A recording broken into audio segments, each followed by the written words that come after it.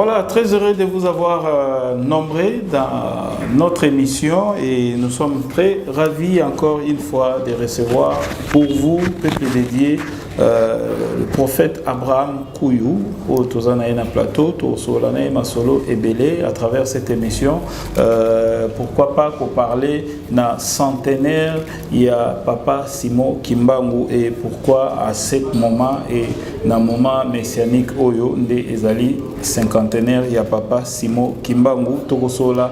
En tout cas, Masolo et Belé, Oyo, Papa Abraham Kouyou, a commis Nango, Katina Oesika, étant prophète, Togotuna Pe, Soki, Nzambe, Apesi Maloba, Natina, ya situation, Ezali Koleka Nambo, Kanabiso, Yango, Egozala, Masolo, Nabiso, Namokolo, Alelo. Merci, Nashekina, Azali derrière la caméra, Pe na réalisation, merci Nayo, merci Nabinonio, surtout, Rosa, Kolandabiso de partout, et vraiment, beau sanate, ko s'abonner, Pe, moins notification, et ça, la bien. Cliquer sur cloche et permettre à tout moment toujours que ça émission et vous allez notifier et vous allez très bien. Voilà. Bonjour Papa Abraham. Bonjour homme de Dieu et Kibumba. Voilà. En tout cas, plaisir Eza Yabiso Koyambayo Lisusu Mosakoli Katina Oesika de éviter Mikole Belé, bonne santé, bonne Moussala Nzambe.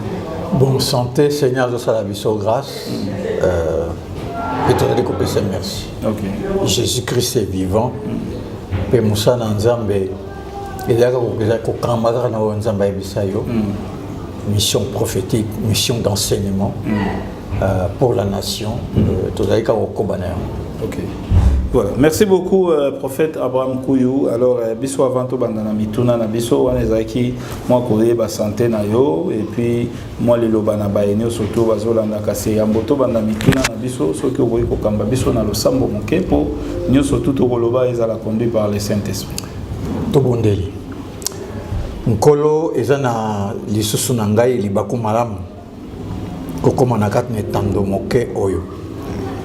Natina na yango nkolo nasengi yo ozala molobi soki tokolobaka oyo ekuta pai na biso ekotonga te pe ekobatela te kasi soki tokolobaka oyo ekuta pai na yo ekotonga ekobatela ekopambola pe ekosunga yango wana kolo talisa susu biso bolamu na yo sunga libota na yo sunga libota ya Congo oyo na ngwasa monene baza koyeba te tozali kokende wapi pe tokosuka wapi pe pambola susu oyo TV oyo ezali na liloba na yo ndeko ekibumba pe bandeko nyonso oyo bamipesi mpona kosunga mosala oyo nakanisi mama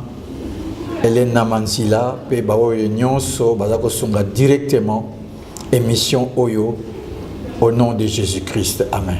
Amen.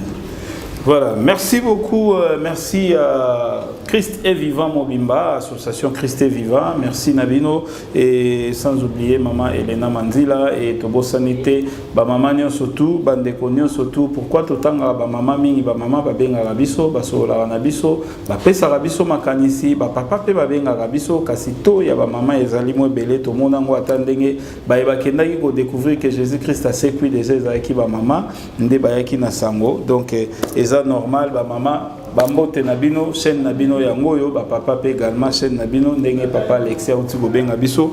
Voilà, papa prophète, Sangoni Noéli Biso, Tomoni na politique Nabiso, dernièrement Websagi Biso, système, les acquis déjà brisé, système ici. Oyo mboka ndenge ezali kokena aussi ebebaki alors na temps actuel to na makambo nyonso to komona na ndenge mboka ekokende nini o nzambe alobi na peuple dédié to na peuple congolais pona toyeba vision ya nzambe pona mboka na biso. Omoni que d'abord na lingi na pesa explication ya système obiso tozaka na yango. OK. Système obiso zali nango ebanda lelo te ebandaki na Léopold II et ça système ya prédation c'est-à-dire ya kozwa libota na nzambe libota ya peuple pour nakoluka kolia sima na bango.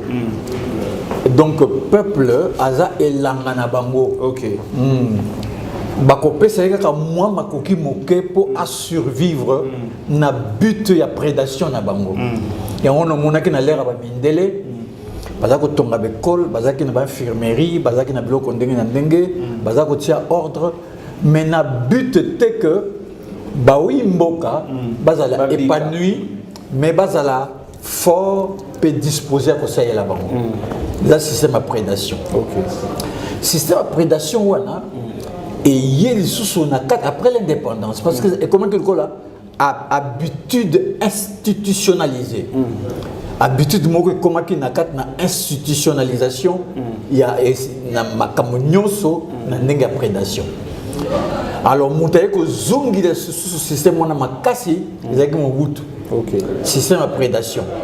Liboso ya Mobutu c'est vrai ezaki moni ba belge ba ngotia katanga ba kabula katanga parce que toujours prédation ndenge ni akolia ba mosusu bazotindika kasavubu abingana Lumumba ba peut-être ba pression makasi ko constater que ba Lumumba va y pena sauter aller utiliser Mobutu be Lumumba pe bazaki ko convoiter na ba russe ou bazaki na ba ennemi na ba américain parce que ba russe bazaki bazinga ko doit moins intérêt na ba donc tout est fait sur la prédation. Alors, Mobutu a sikoyo a sangisi ba système nyoso bang bazaki wana a incorporé mon na système na ye. OK. Alors, pour capturer mayele ya bato, a lancé idéologie moko ba bengi l'authenticité tout ça. Pour nini parce que bato bazaka na système à prédation, ba ya na idéologie sur base que bazwa ba mémoire ya bato pour banga se servir malam. Et c'est là qu'il ndenge moko na Hitler. Hitler a ça qui nini. Hitler a ça de sorte que ba allemand ba baza na boyini ya bato mususu. Comme ça tant que tina bango boyini ya ba peuple mususu, boyini ya ba juif. A quoi utiliser ce que bango ba asala ba guerre wana ezaki moyen ko zwa makoki et ko zwa ba ressources et ba mboka mususu. Toujours fort. Toujours système à prédation. Et pendant depuis Rome, les autres ont continué. Alors, tant que peut, c'est comme Mobutu a accueilli, afdelien baye, que bazaki na kat na le système à prédation. Mais les prédateurs ont sous bimi. Bomba mi beza bato bomba na kat na prédation, surtout ba Rwandais, ba Ougandais. Excusez-moi, homme d'affaires et belé, kotaki, système wana, mais ça qui le la guerre, et ça qui le la moi, koyoka nezala quitté, koyoka nezala quitté, na oba bengi musée, na bango, parce que ndenge bazako sur la prédation wana, na musée ezako sur la monter, parce que musée bazaki na intérêt na ye. Et avec la pression, il y a bato mususu pour na vendre ce système de prédation. Compagnie qui est. Après, il y a le système à Kabila. Kabila a eu une prédation. Mais il faut que Kabila profite du système de prédation pour qu'on s'enrichisse personnellement. Kabila s'est beaucoup enrichi. Okay. Mais à cela, avec beaucoup de soft, beaucoup de manières, beaucoup de façons. Mais tout cela, avec ce système de prédation. Alors, bateau Bazagi ou accompagné, après c'est bon, moyen, d'avantage, beaucoup d'avantages. Alors, tant que Sukoyo, toujours dans le système de prédation, et Zubalur Moussous. Sukoyo, la prédation, nous se vendre à l'idéologie. Nous sommes clair. Bamba une idéologie, moi, que le peuple d'abord, une idéologie mensonge. Idéologie mensonge, c'est faire croire bateau que tout ça, la bino bolam. Mais il y a un terrain à Bango. Un terrain à Bango primordial, les alliés qui ont le pouvoir, peuvent profiter de l'avantage. Mais quand profiter de l'avantage, ceux qui veulent l'été, ceux qui veulent suiter, alors, bafouer les règles dans le moko. bafouer la règle de la démocratie, parce que moi, on est dans la démocratie, majorité parlementaire, et ça, la makana au cours de la session. Il y a des buts à législative, que la majorité, ils ont puis besoin de marcher. Alors, nous avons besoin financier à prédation.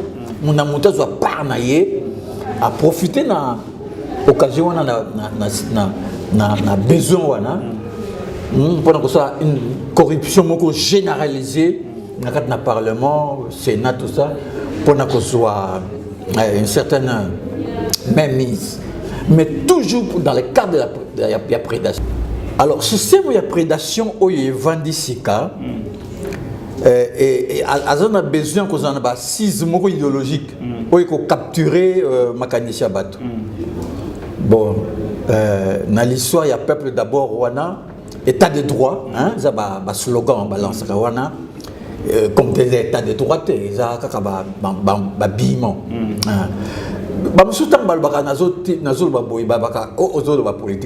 Ce sont des enseignements. Jésus-Christ a dit pire problème que celui qui gouverne soit le serviteur des autres. Avec que les rois de la terre les maltraitent, les maîtrisent, mais vous. Et les rois de la terre va appeler bienfaiteur. Donc c'est ça la prédation des Andenguana. Jésus le baki yango. Bazawana bazana posa ba adorer bango. Que tozo sala malam. Alors tant yo yé, ozo ko remettre les choses sur les dits non. Et là ko wo sala maboité. Et ça d'abord c'est ça la mission prophétique. C'est ça un prophète. Un prophète azoya na enseignement, na ba révélation pour recadrer le makambo nyonso. Pour makambo nyonso dans la gouvernance ya mokili. Et dans la gestion, il y a monde spirituel. Mais Missou, que prophète Azali Mouto a des messages que vous avez Nzambe net avandi alali to balaxi songe balaxi eloko moko ekokoma na mboka to eloko moko esengeli esema na mboka to basala boye directif nde aya kopesa. Est-ce que ezape ya bon soki na lobina wana na ndenge ya prophète komona et motuna mususu na ngai na tuna ba o nyonso tu bayaka na système ya prédation wana. Est-ce que ezali po bakutaki déjà système bango bazoya ko kota na système to bazoya intentionnellement na système na bango idéologie mususu ya ko mettre sur place? Oui, tout ezali très important. Oyebiso au côté na parti politique bazaka na idéologie, biso ba à gauche, biso ba socialiste. Mais tant que comme en réalité il y a fait bango so ba côté na système de prédation. Parce que parti wana ils ont besoin de bon pour nous vivre, pour nous s'organiser, pour nous faire la campagne. Ça demande beaucoup d'argent. Bloco wana. Alors bango on a besoin de bon. Bon fait ou ta mingi dans l'état. En gérant les biens publics, il y a toujours des profits qu'on a. Donc pas que on a bango tant so na ba idéologie malin moi. Mais beaucoup dans la réalité moko tel que il y a mon que pour longue réalité wana que longue réalité wana faut loin par le Seigneur. OK. Papa personne ne peut s'attribuer d'une dignité s'il n'a pas été choisi par Dieu. Mais passage moi le prophète Abraham Kouyo passage moi que toute autorité vient de Dieu. Oui. Toute autorité vient de Dieu. Et ça rappelle que Mimi Balobaka, surtout dans Facebook, toute autorité vient de Dieu. Toute autorité vient de Dieu, mais toute pensée ne vient pas de Dieu. Pour le but que nous avons la pensée de Christ. Toute pensée ne vient pas de Dieu. Alors l'action des biso chrétiens, par exemple, tu respectes l'autorité. On ne fout pas quoi l'État. Ce qui est l'autorité, c'est une manifestation pour que ça la mode, que ça la mode. Il y a un monde chrétien messianique, tu t'amènes pour réclamer, tu as sitting, tu as déranger l'autorité, tout ça. Mais penser aux idéologies que tu as idéologie à Bango, biso to adhéré à l'idéologie na bango te mais ba règle où ils ont régir l'état vous avez quelque part vous tambola à droite ah lata masque sala boy landa oyo beko ezali pour la réglementation de la société mais ba oyo ka moko bazo telemila biso ba que bino bozo ba pour na tina biso ba que toute autorité vient de Dieu ba respecter bango mon côté ba bina bango sens ya autorité te au les mêmes personnes ba ça ba marche ba ko tuma bandaka watu les mêmes personnes ba ça ba marche ba ko bon policier les mêmes personnes ça va marcher nous doit makambassana makina parlement wana tout le monde appelle ba autorité na biso mususu mona tam sous ministre to cadre moko ya mboka embouteillage ezali mais il y a continue sens unique donc déjà au violer au ezali loi yo moko zo placé est-ce que biloko bongo eza vraiment biloko ezo prétendre ko laksa biso était avenir ezali na nation muto azozala na yem tout fois l'accenzela déjà zokota na sens unique c'est ça papa toi commis na papier na laisser passer Sénat laisser passer grande instance c'est alors tout ça c'est la parole de Dieu du Carabiso bino il y a un parti politique beaucoup quand on a quatre dans parlement te beaucoup de bouka ba quitter parlement et puis ba blâmer bangote ba pisa bango punition te ba kangi bangote et ça kandi ngona te Bilou qu'on est représentant l'autorité, parlement, tribunal, ce qu'on a tribunal, c'est comme on va battre les karaté, et nous sommes représentés l'autorité. Ce que nous devons respecter l'autorité, l'institution de la communauté. Puis vous voyez, toute autorité vient de Dieu. Non, toute autorité vient de Dieu, oui. Mais toute pensée ne vient pas de Dieu. Okay. Donc, c'est ma pensée, ma idéologie, ma méthode de travail, ma action moko, et notamment pas une embêtée. À ce moment-là, nous disons que ce n'est pas comme ça que ça va marcher. Mais je vais revenir sur le problème de Kimbango. Oui, on a toko tango papa parce que le quoi déjà toko tayi na mwani ya mboka na bisope makanisi mususu ezali koya kasi kota la ndengo pesi ba explication ya ba président ba leka ndenge ba système oyo ezali ki kosalema ya prédation. Prédation, mais système wana. Alors, comment on a neti na ba président nyo so baleka na mboka na biso, soki totali Kasavubu azali président oyo abimi na sima ya table ronde. Donc na sima ya indépendance azui bokonzi. Eza lokola bandeko na nyonso ba imboka ba kosepela po ba longwe na boumbu ya ba mindele. Alors complication mindele wana ka batie bango songi pona ekoma makambo ba sécession ya Katanga tout et tout pour ba kotsa bango confusion et ego sala Kasavubu akei na ndenge ya ba coup d'état ou ndenge salemaki Mobutu tout et tout Mobutu aye ba oyo balinga ba gêner to mona a toyoka lisolo na martyr peut-être bino bomona ba koko na biso ba papa na biso bazala pandi kuna donc cela veut dire azu gestion ya makambunio surtout c'est tout le monde azako adhérer na vision na ye Mobutu affaibli Kabila ye na ba membre batu ya Mobutu ba misusu bakimi ba o nyo surtout batikala vous êtes contraire ya ko s'adhérer na vision ya Laurent Désiré Kabila. Sinon, danger. Donc, bah, ça dérait naïe. Président Mouzé Akoufi, moi, na ya koti. Tout le monde au bazalaki ya tata d'office ba rozala ya moine. Donc, aza penda na coca jambe makasité.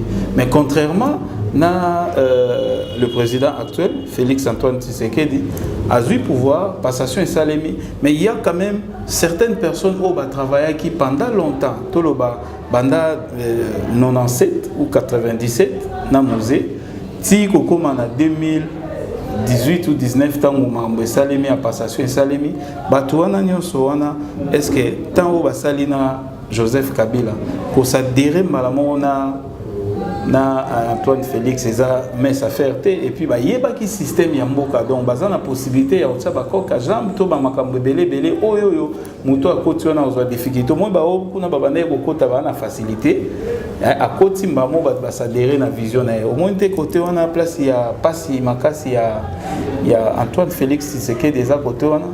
Bon, au moins il temps sous critiquer mon candidat Sikoyo. Mais il n'est pas loin pour. Moi, Jésus t'a abandonné, vous savez que le Seigneur m'a loin pour lui n'est pas loin pour introduire dans le pays le temps messianique, le système messianique. Parce que le système messianique, wana, Kimbango a bandaki déjà qu'on fustigé. Il y a un bakanga qui est. A bandaki déjà qu'on fustigé. Système messianique système de prédation wana oya bandaki qu'on fustigé. Nzamba lakaki que système moko est cause la messianique. Alors le code système wana est cause la messianique. Ba pasteur belé, ba prophète belé ba yebi yango. To kota na kat na temps moko messianique. Alors beaucoup les alliés prophéties, les alliés vrais, le pouvoir actuel aligne que sa propre na ba prophétie wana pour na kolinga ko justifier pour na kolinga ko zoyer un certain élan. Mais dans les faits, ça vous allez très bien dans les faits, bazara na quatre na système il y a prédation. C'est vrai qu'il y a un stade, il y a un cérémonial, on a confié les pays entre les mains de Dieu. Mais éviter ce que ça veut dire confier le pays entre les mains de Dieu. Confier le pays entre les mains de Dieu est une chose délicate. C'est-à-dire à ce moment-là, c'est Dieu qui gouverne. Et comme Dieu n'est pas une photo, Dieu est esprit, vivifiant, pleinement en Jésus-Christ, et il est la parole. Bon, bah, dis qu'on appliquer parole naïe. Tant que l'on dit que Jésus est roi, donc ça dit que tu veux dire que maintenant je vais commencer à appliquer parole Yanzam. Exactement. Alors, bah, on va appliquer parole Yanzam bête. Bah, quand dit que il suffit de dire seulement Seigneur, Seigneur, tu es grand, tu es agréé, non. C'est pas ce qu'il dit Seigneur, Seigneur, Seigneur, mais c'est ce qui écoute ma parole et qui la respecte et qui la met en pratique. Donc, tu écoutes ma langue. Bon, le col a pacolamité parce que les pacolami, tant qu'il y a quatre na moto, et ça veut dire qu'ils allaient une dimension de Christ. Christ, c'est mon corps. À l'actif vraiment penser na yo. Conception na makamonios, ils allaient revêtus na Christ. Tout ce que tu penses, tout ce que la façon dont tu vois les choses, tu le vois en fonction de Christ. Alors, c'est là qu'on appelle maintenant ce qu'on appelle l'onction. C'est-à-dire Moutouana, quel que soit le prix, à une ligne de conduite. Alors, dans le système messianique où nous avons Baningotia, au Kimbango a fustigé, prophétie elle dit qu'il y aura un deuxième Kimbango qui viendra. Yoana à cause de la longue, c'est-à-dire que c'est un prophète enseignant et il va gouverner. C'est Moutoumora à cause de Abanako Lakisa, Abanako Loba, et à cause de Moukozo. On a un dingue Nganazuaka. Moutouana yé aye pour vendre ce système messianique. Et cause la dure parce que système pour bouka yango vendre ça misisa depuis des siècles.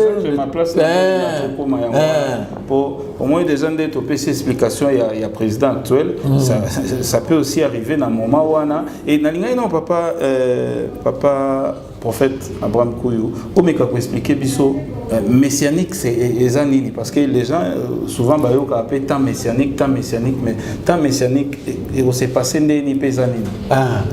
Et cette question, mon n'est pas pareil. Merci d'abord pour cette question. Merci. Messianique vient de Messia. Il vient de Messie. Messia, Messie. Messie, corollaire de Christ. D'accord. Temps messianique c'est le temps du Saint-Esprit. C'est le temps où c'est Jésus qui règne. C'est le temps où c'est la parole qui règne. C'est le temps où la primauté du pouvoir est reconnue à Jésus-Christ seul. On est à temps messianique. Notre côté, temps messianique, c'est Jésus-Christ a eu primauté en tout. Alors, temps messianique,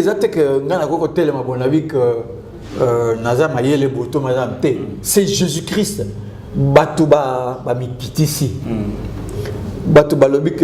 Incapable, mais c'est Jésus qui a le pouvoir. À ce moment-là, nous rentrons dans un temps messianique. Dans le temps messianique, il faut ce qu'on appelle un organe. Il y a concevoir les choses selon la parole de Dieu. Et ça facilité. Hein? Ça dit que conseil moi kozala pour concevoir ma kabou selon la parole de Dieu. Mais et l'autre que ça là. D'abord, qu'est-ce que dit la parole de Dieu? Qu'est-ce que dit les révélations de Dieu? Qu'est-ce que dit ce que nous devons faire? C'est vrai, par exemple, vaccin. Mais que veut dire la parole de Dieu? Que dit la parole de Dieu, pardon? Et comment nous devons nous positionner par rapport à ça? Exactement. Il faut toutes les révélations. Il faut tout le temps la Bible. Il faut tirer parole aux gens nécessaires pour diriger. Ça, c'est le temps messianique.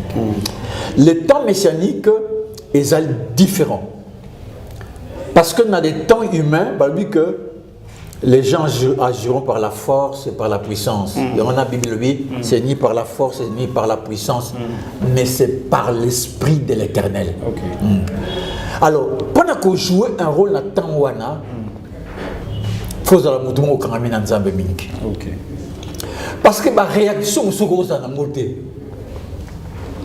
Mon réaction. Mon imbécile, yo nani, tout ça. Ce qu'on a tout ça.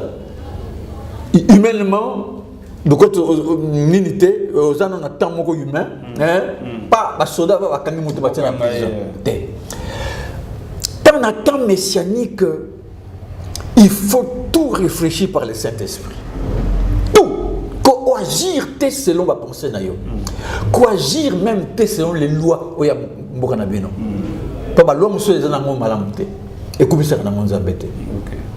Oui mais que Jésus que ça a commis na mboka ba samaritain. Balingo yamba yete oh to muyo to yamba yete. Yoka ba to ya loi. Pesa biso permission to benda morto to tindela ba bakufa. J'ai dit tika. Moi je suis pas venu perdre les gens, mais pour nous sauver. Mon patience à mon toan. Tout le monde a une caractéristique messianique. C'est ça les leaders qu'on attend. Qui doit venir, quelqu'un qui a les caractéristiques messianiques. Mais caractéristiques qu'on a besoin de il faut nous doper nango. Puis nous ange réagir en fonction. Il y a nous a faible. Tu es comme un agneau. Parce que tu parles comme un agneau, tu dois agir aussi comme un agneau. Et comme tu dois agir comme un agneau, il faut une protection. Ange, répliquer devant des hommes méchants, des hommes brutaux. Faible. C'est un temps messianique. Donc quelqu'un dirige comme le Messie. Ce qui n'est pas encore arrivé. Pasteur Moussoubazo qui exagérait, voilà. Le commentaire comme béton, tout ça bloque en dégoût. Et puis, tant messianique, nous conduisons banaka. Qu'on soit l'appellation moko ya Nzambe. Et puis, béton lingo le bani, béton lingo le baroque. Béton lingo le ba, semblable à pierre angulaire. Mais c'est pas l'appellation Jésus. Ce que c'est un pasteur, il y a solo, il y a mon libre, pas président, il y a bloqué. Attends, je t'en bandi ko loba. Il y a ça que bon benga sous béton. Donc ils ont quand même une révélation au meki kotal sapé na ba bazali nzinga ya mokonzi ba komisela parce que peut-être pour mingi wana za nango ba slogan ba to basala ka ya ba kokumisa ba c'est na bango slogan yebe a souhaité ki yango te bon amoni pe bon bazo benga nga bongo atiki yango tala batuka ba Paul baza ko linga ko ba gloire mosusu te est-ce comme ça l'homme est une vapeur qui apparaît pour un temps et il disparaît. Donc, pendant qu'on s'est situé en tant qu'homme. Et puis Jésus a dit que même si on s'allie nous sur le salaire malam, nous considère comme serviteur inutile, que soit gloire. Parce que nous avons à travers Yom Akaminen. Alors pendant que nous avons monté à Nengewana, nous avons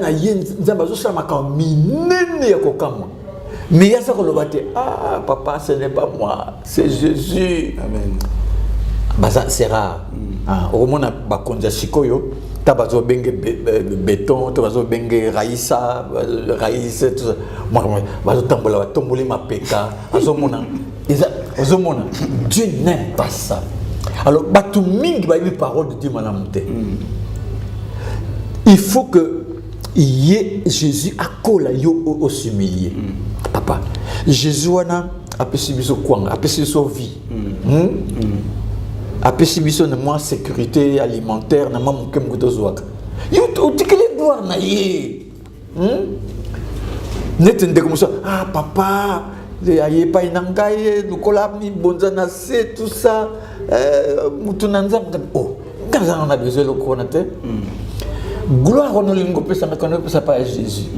Jésus a tindio lokolo yoki loba. Lokila ngata kwanga nalia. Naza mutu lokola yo. Lokila ngata kwanga, lokila ngata loso nalia. Naza mutu lokola yo. Ne gloire ya kukumisa isa ya ngaite. Ngai Seigneur pesa ngaka autorité ya kote ya ye. Ya kozala respecter parce que albi que même tout ba respecter ba sa nzambe. Mais gloire est à y est, puis ça il savent n'expliquer wana na comprendre, na comprendre. Qu'est-ce que comme ça ndale? Voilà comme ça Jésus Christ, comme Jésus Christ. Ce que ça est loko monique zana na reconnaissance envers ndamu nzambe. Soit à moins loko au pesinga nalé. C'est comme ça qu'on reconnaît tout ça. Mais gloire comme mekate. Ya monozo monake. Ba serviteur rebellé. Ba misala ba kitiano, ba sala ka biloko wana te. Ba sala ka biloko wana te. Ba kitiano, ba lingi kaka ba position à prestige. Non. C'est vrai, ba onéreux serviteur. Mais ko lekisa te faut sage. Ko exagérer te. Voilà. Merci beaucoup, prophète Abraham Kouyou. Enseignement, vraiment c'est très profond. Et ça, Kosunga, Bandekwebele, Obazolanda, Biswa, c'est net moment. Wana Siko, Tourukatokota, Namakambetali, cinquantenaire. Et centenaire plutôt, il y a Papa Nabiso, Simo, Kimbam. Centenaire, Wana, Tolin, tous on a au moins éclaircissement, Nangoso, Rosa, na idée. Centenaire, et ça, Kouta, na message, où il y a Pesaka, Tilelo, tous les centenaires, il y a âge naïe, il y a naissance. Bon. Tout il y a anniversaire, il y a Lingomba. Bon, centenaire, Sorotali 1921, 2021. Et les centenaire, il y a manifestation, il y a puissance à Saint-Esprit. Ok. Ok. Ça dit que Kimbangu a été catéchiste dans l'église protestante. Nakat na musala wana zaki na catéchiste lokola na ba serviteur nyonso azokata mso na kata ndako na ye temps ya prière amona mukolo mususu moto moka ye koyebisa ete nzamba poni et puis si manango ba miracle bando salama manifestation bat bazaki étonné. Alors, tant que ba témoignage vrai, bakangi batuna kiye mais au salon nanguya nani, bazako tuna Congo, pour kimbang bazaki une expression française où était. azo non nazo sala na kombo ya Jésus-Christ qui ne banque jamais. Alors, moi je suis le Mvoulouzi, le sauveur. Non. Alors que je suis un tout, moi, ça veut dire qu'un envoyé. Ok. Voilà. Et il fait effectivement un envoyé de Dieu. Alors, par après, c'est la prophétie est belée sur le choix de Dieu pour ce pays en fonction du temps messianique. Là, temps où il y a manifestation de la pierre. Il y a bouger statue dans le livre Daniel, cette pierre, c'est la puissance du Saint-Esprit, la parole de Dieu, c'est Christ lui-même qui va s'investir dans une nation pendant que bousculer le système. Des nations où il y a la Bible, ce que tu as Esaïe.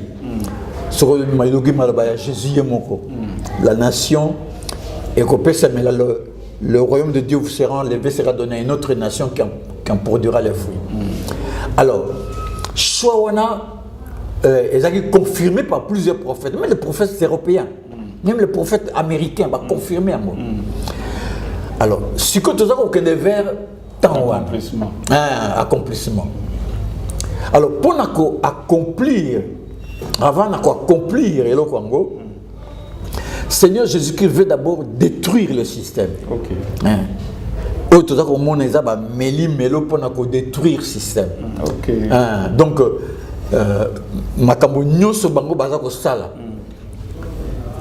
c'est Dieu qui le permet. Il y a des entourage, des prisons, des opposants, des détruire le système. Des secrets belliers et Rubima. Voilà. Tour de Babel, tant bazo créé en haut, bazo quand ça bazala initi na so. Confusion. Confusion wana. Et que ça là. Donc il y a rien. Oyo, ezala FCC Panzani, Union sacrée, ça sera encore plus catastrophique parce qu'ils n'ont pas Dieu. Ou ils ont un fétiche naïe, ou ils ont un dokinaïe à village, ou ils ont un idée naïe, ou ce ne sont pas des gens messagers, ce ne sont pas des gens qui ont été façonnés comme des pierres. Alors, nous avons dit que tango abako brisé bango nyoswana, même Kabila Kolinga a surgir, mais Koluga Kimia, mais il ne sera pas tellement. Il va révéler ses serviteurs, ses servantes. Bango, à côté de sa leadership, puis à côté de sa paix, à côté de sa sécurité, puis prospérité aux Congolais, à ont besoin. Donc, c'est le temps messianique, tant il y a Messie. C'est le temps du Saint-Esprit, où les choses ne sont pas dirigées par les lois humaines, mais par des lois spirituelles révélées, des principes spirituels révélés. Il y a moins c'est difficile dans le monde. Tant méchanique qu'on a Erobanda Boye, Ekeboye. Ça c'est le Messie lui-même. Messie lui-même. Comment on a comme ça télé aux appareils Ekibumba, Téléma. Là t'as coché. Kende Sikabo. Et Sikabo Kende Bazou Yambo Loko la moto.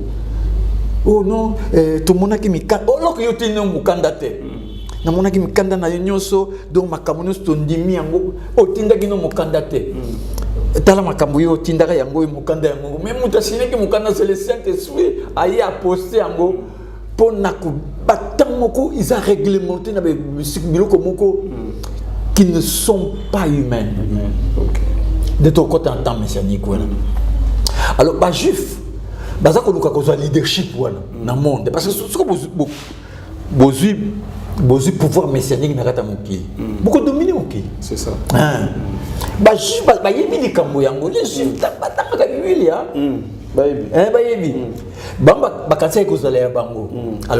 alors, puissance, gloire, on a bien le royaume de Dieu. C'est-à-dire le système divin. Le système divin, temps messianique. Alors, bon, parce que Mais le royaume de Dieu sera enlevé, sera donné à un autre peuple. Donc les alliés, peuple Nzamba poni de biso. Batatu mabe. Mais ils ont un bateau Nzamba poni. Ils ont un bateau Nzamba pesi lobanaye. Il Nzamba palangani bango. C'est vrai que bazo ça pour na profit, pour na gloire. Oui. Mais néanmoins l'évangile est prêché. Ils ont un bateau simba bango. Et Nzamba ko wanda. Tant messianique que zali tant ya ba wan. Oko sali kamuto soko za wante. Soko zali wante, oko sali kamu côté. Donc c'est ça le temps messianique de Jésus au de tozali ko zela. Au to ko mona et ko mimoni sama. Voilà. Temps messianique, tu as toujours causé là et que moni sama et tout moni ndemo tu go yebisa biso to commis déjà na ba temps et accomplissement nango. Alors pour la précision, to nino go ko yebisa peuple dédié, to peuple congolais parce que to zo vanda pe na ba congolais pour ezali mboka oyo ponama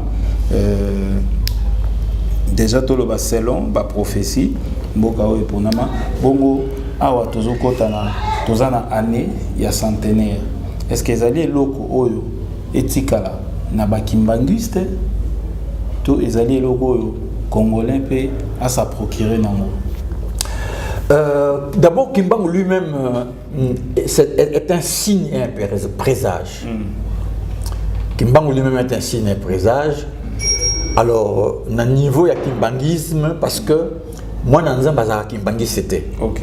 Moi Nzamba za catholique était. Moi Nzamba za enfant de Jésus-Christ. OK. Moi Nzamba za catholique était même ba no sobe. Ngana za mutu ya réveil était. Moi Nzamba mutu ya réveil était. OK. Moi Nzamba appellation communautaire hein. Moi Nzamba za serviteur à Jésus-Christ, enfant à Jésus-Christ. Disciple de Jésus-Christ. Moi Nzamba c'est ça son appellation. Oui. Alors Kimbangu étant un signe, un présage, Santa Oyo, eza batubeli ba prophétiser qui pointien na. Et kozala en quelque sorte de buyelo komoko. Il y a messianique. Et kozala pe eloko oyo nzamba bandi ko manifester un oin, un mécha qui est oin de Dieu. Abandi ko manifester. Donc ezali temps oyo ya nzambe ye moko akosala. Alors tango Seigneur yebisa que ça sera Kimbangu est un signe, un présage. Puis yebisa avant que Kimbangu reviendra encore. Il y aura un autre Kimbangu. Ah ouais. Bona ngana za Kimbangu c'était hein. Na binanga ba doctrine ya bango nyoso tuté. Ba binanga que Kimbangu, on va donner Ndakwana Kimbangu quand il viendra pour être chef. Ça veut dire onction. Et que ce soit pas mal les sous. Si koyo onction est que la chef. Donc chef on a dirigé Mboka.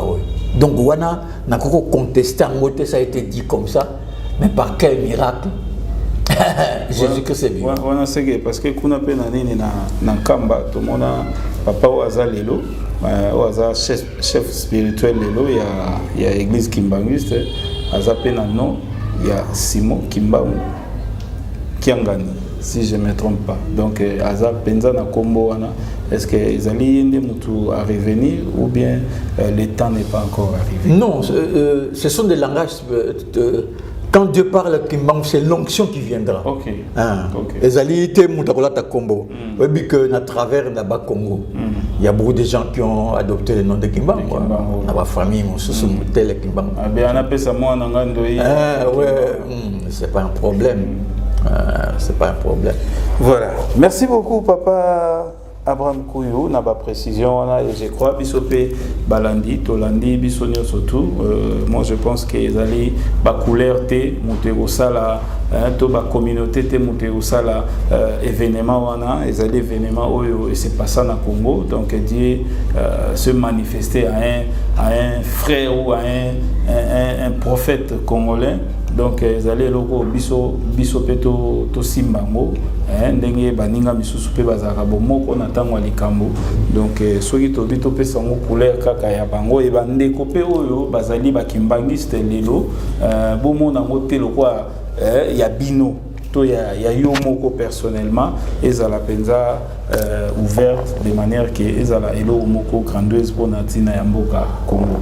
Papa Abraham Kuyu tokomi na suka na ebiteni no kosa lokwa résumé na maïnion surtout lobi na journal lelo koyeb ça peut plaider ata personnellement na ba fidèle ya église kimbangiste et puis na ba chrétien surtout bazotala biso.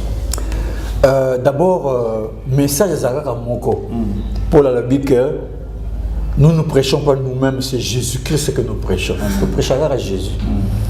Nous s'attacher à Jésus. Nous mettre de l'ordre dans ma belé. Le monde politique d'abord vous allez bouleverser ma casse. Baliwa, banani, parce que nous sommes salamawa Christ. OK. Pour tant on est koya et qu'on la contrôler par le Saint-Esprit. Kobo santé de Kambanana c'est na safi. OK. Bazoy baté que to côté na système so na kati église wan. Bamba kasi bakosaka lokuta ndenge basala ka.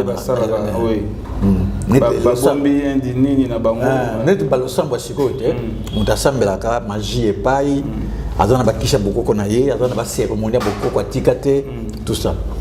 Mais tant messianique wana ko ça été ba oyo bakoza conformité. Saint-Esprit on a rejeté, ce que Saint-Esprit a rejeté, c'est la mort ou la destruction, quelque chose de grave. Voilà. Donc comme on attend que vous la somme, Tommy bon, ça tombe ça pas Jésus-Christ de Nazareth. Merci beaucoup papa. Voilà, merci beaucoup papa Abraham Kuyu. Si vous avez un numéro de contact, vous pouvez surtout taper dans contact pour approfondir la question de les détails numéro de contact et d'abord numéro WhatsApp WhatsApp c'est un mot que vous utiliser belé. Oui. Et ils allaient plus 243 900 233 578. Bon, benga on appel direct, RTL, plus 243 9 98 22 55 94. OK. Orange, allez plus 243 comme d'habitude, 84 001 0086. Vodacom, plus 243 toujours, 81 99, 99, 81 encore, 55 0. Donc plus ou moins. Voilà, en tout cas, merci papa Abraham Kuyu, le prophète, au répondre à l'invitation à Bisso. Merci Nabino Peo Bopesa Gita Nabino Pona Kolanda. Bisso na mokolo lelo na émission Oyo to yambaki bongo po Nabino, le prophète Abraham Kuyu to zaina na plateau. Merci na Shekina Wazalaki derrière la caméra. Merci aussi na Anto Bonieme au cinquantenaire, donc c'est pour bientôt. Topé sur Bambote, joyeux anniversaire na yo.